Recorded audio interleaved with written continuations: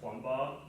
So what you do is you line up the shaft with the golf ball and the cup, and you swing it straight back and straight through with your dominant eye, and whichever way it falls on that side of the hole, go to the other side, and you're gonna aim it roughly about how far it is outside the cup. So if my plumb bob goes a full shaft length outside the right edge of the cup, I'm gonna aim a full shaft length on the left side of the cup, so about a ball.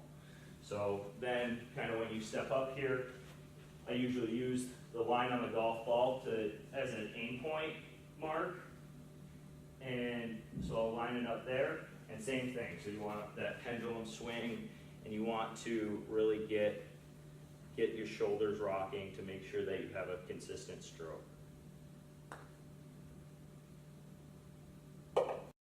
Or before you hit your shot, you want to try and have a pre-shot routine so that's consistent, because the more consistent you are with everything else you do in golf, the swing is going to become more consistent as well, because it's a fluid motion, your body becomes natural to it, and you start getting it going. So for me, what I like to do is I like to take 2 practice swings, so with this motion, and then I'll come back here and I'll look down my target line, and I'll try and find a little spot in front of my golf ball that I can hit it at, or aim my club face at, so that I know that I'm on my target line, instead of trying to look up there and try and find where my target line is going to be. It's harder to get it right.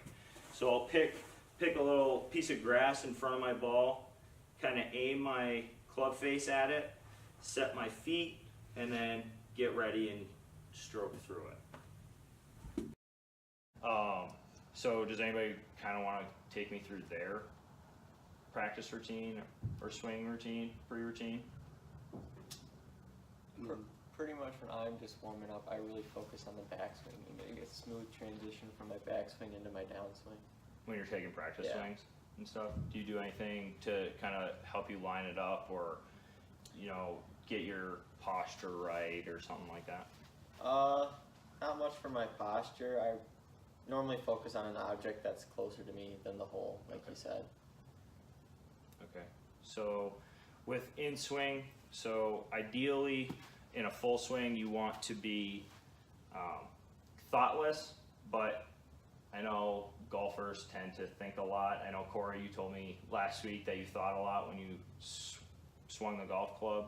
So I think it helps to think about one swing thought at a time, not a hole punch. Even though ideally you don't want to think of any, you just want it to be natural.